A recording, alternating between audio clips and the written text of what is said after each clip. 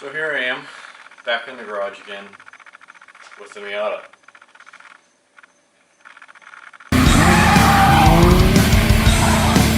Yeah, this thing just lost its bumper handle.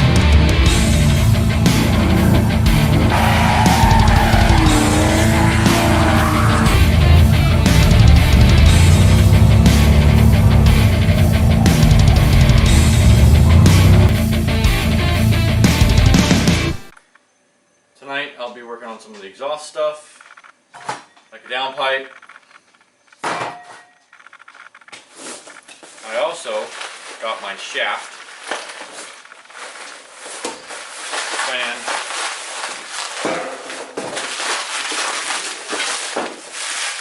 my drive shaft. I received my drive shaft from Shaftmasters. I'm going to see about putting this in. I got to put the 350Z slip yoke on it and the Explorer 8.8 hinge yoke on this side. So, got to get this installed in the car.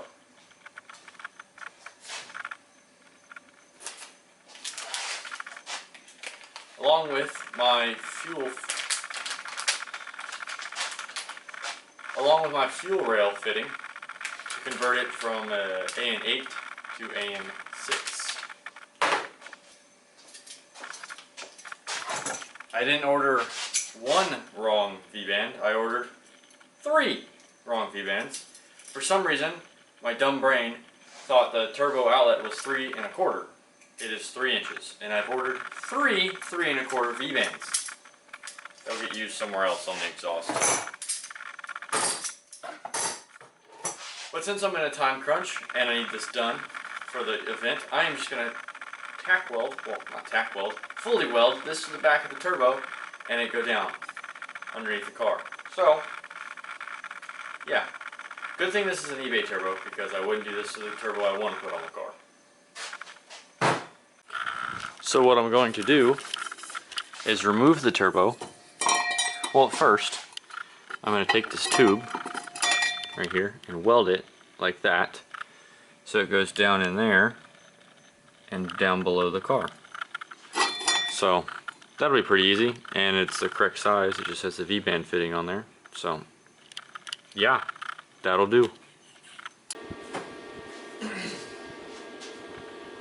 Alright, let the crimes against humanity begin. I want that right there.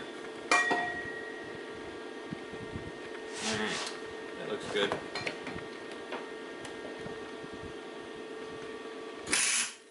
Ow, that was hot. Not smart. Hold it further away next time.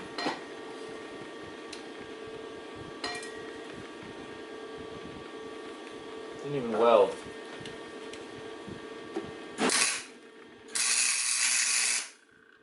Very warm.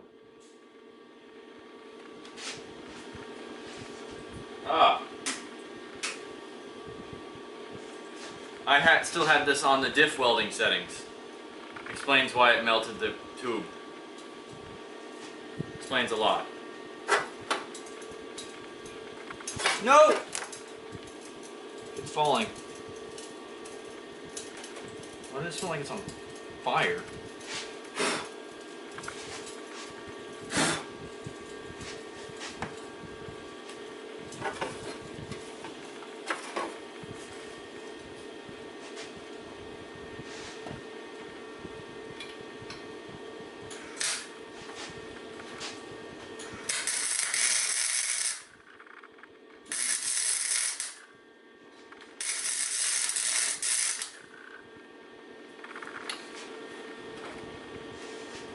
Get one more tack in there and we're good. Come here, welder.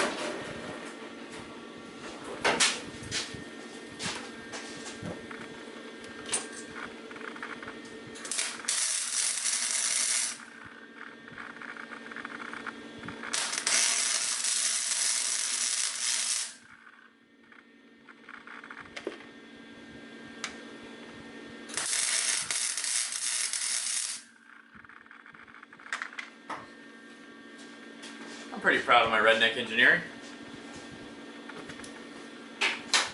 Not everyone would be,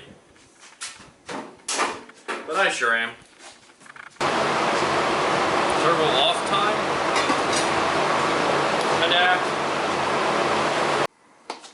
I don't have the best tables to weld on, or the best things to use in this situation, but I do have the stuff to make it work. So that's what we will be doing, making it work. So, turn that on. There's my welding helmet. We will be welding this up now.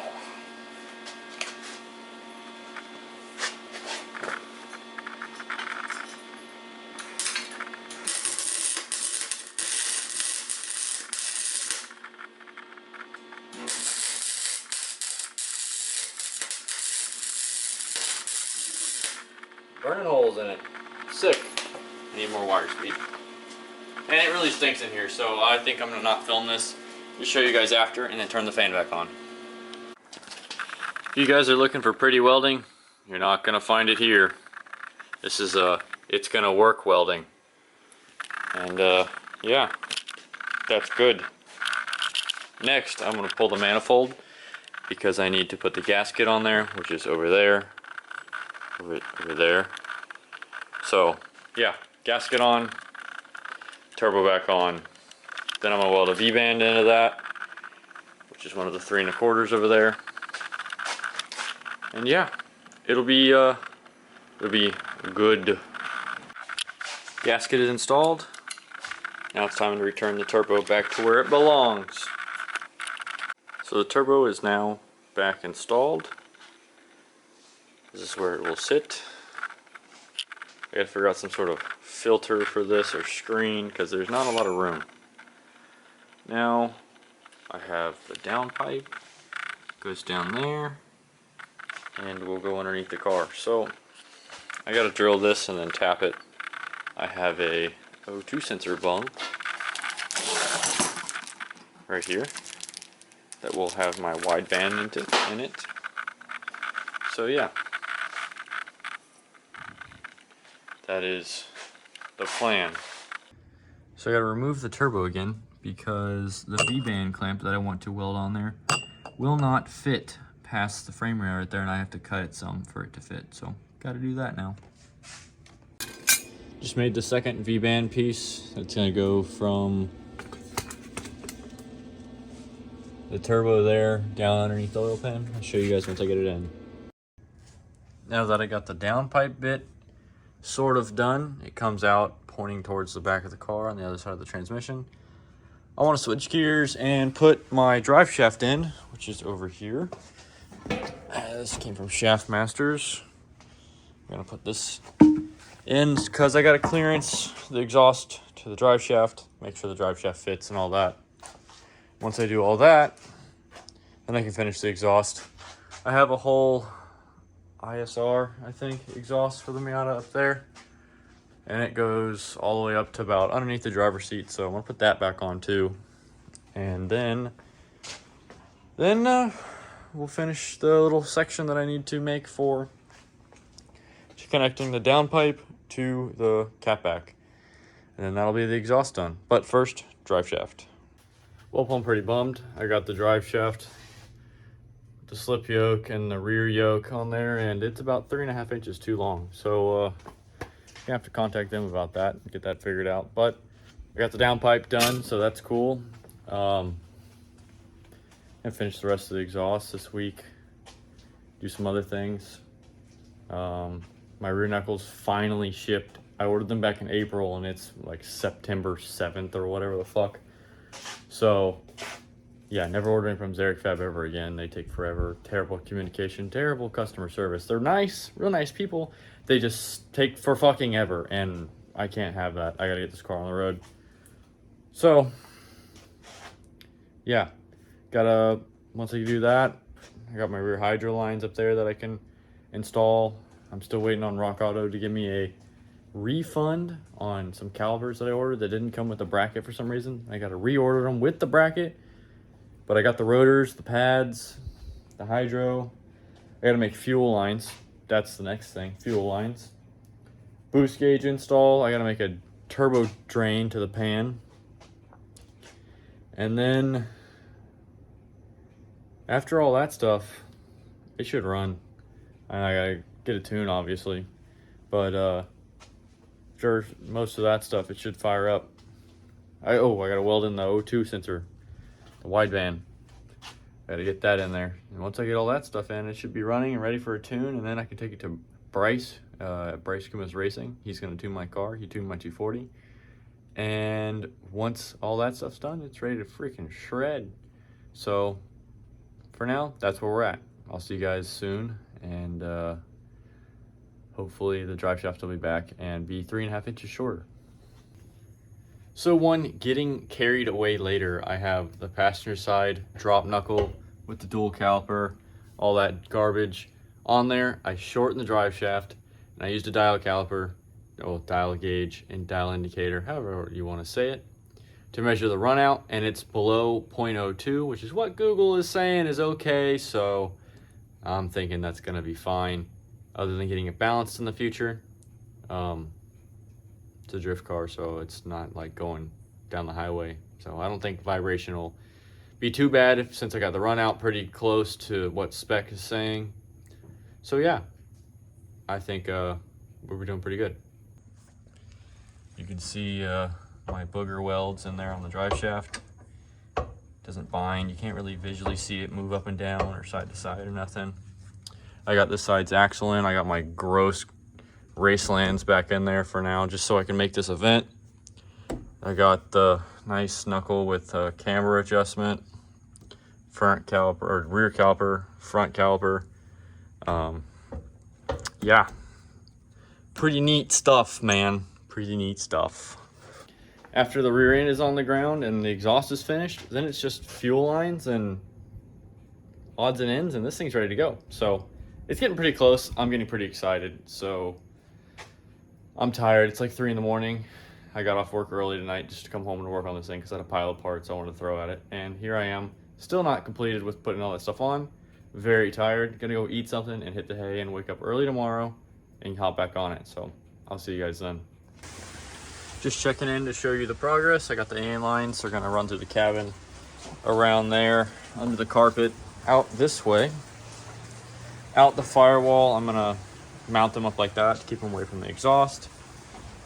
And over here to the fuel rail. This is a feed. It's gonna go into there. The return is I'm making the return right now, which is this one. And it's gonna come out the bottom and go back. So after the fuel lines, the last thing I need is the turbo drain. And I'm waiting on an adapter to go from dash 10 to the oil bolt fitting because there's a fitting on the oil pan. I'll show you in a second. And it will change it from dash 10 to the oil pan fitting, so it'll drain the oil back into the pan. And that's the last thing I'll need before I can start it and run it on the jack stands. I still have to finish installing the rear suspension and a few other small odds and ends, and then it can get on the ground. I'm waiting on brake calipers from Rock Auto. Once those get in, I can put it on the ground. I can put all the brakes on and bleed the brakes, and then maybe adjust the fuel and air and drive around the block. I don't know, we'll see. I still have to finish the exhaust and weld in the AFR gauge also. And then I gotta install the boost gauge and blah, blah, blah, blah, blah, snowball effect. But it's close to running for the first time and I am stoked. Ta-da, drag car fitment. Those will tuck like crazy once it's lowered. But yeah, 17's in the rear because better tire options for more grip. All the suspension is done is what I'm trying to say, and I'm about to put it on the ground. I don't have valve stems for these wheels, so they're gonna be flat and not seated, but I mean, I think we'll get the point. It's gonna be on the ground the first time in like, since January, 9 months, which is crazy. Can't wait to see it on the ground, so let's do that real quick. So, it's on the ground. All the suspension is installed, which I am stoked about. The exhaust is done. I gotta change the wastegate spring. I gotta get the turbo drain fitting and line on there, and then I can start it. Put some gas in it, and then we can try to start it, see what happens. So yeah, after it runs, it's time for a tune. As you can see, that is a 235/45/17, which is not the tire size I want to run. It's just what I have laying around to throw on and check. The front is a 195/45/16. And yeah, I definitely have to raise the rear of the car some because of the drop knuckle lowered it an extra like inch. So we'll see tomorrow what goes on because it is like 3 in the morning. And then we will figure it out then. But yeah, super stoked. So it's ready for the first start with the K24, this time turbo, not naturally aspirated. I just gotta check the oil, fill it up with some gas, and then prime the fuel system, make sure none of the AN lines have any leaks, and then I can crank the key, see what happens. So I just primed the fuel system and it leaked from every single line. So I tightened them all and we're all good now. So I'm gonna change the ejector profile in the Haltech, and then I am going to try to start it.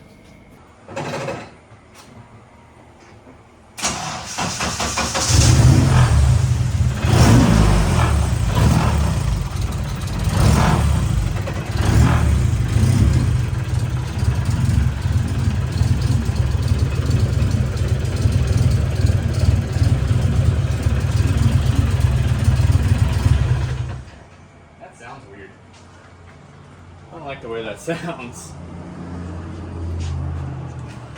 definitely need oil pressure, I think. Well, it runs. I don't like that sound. I don't know what that sound is.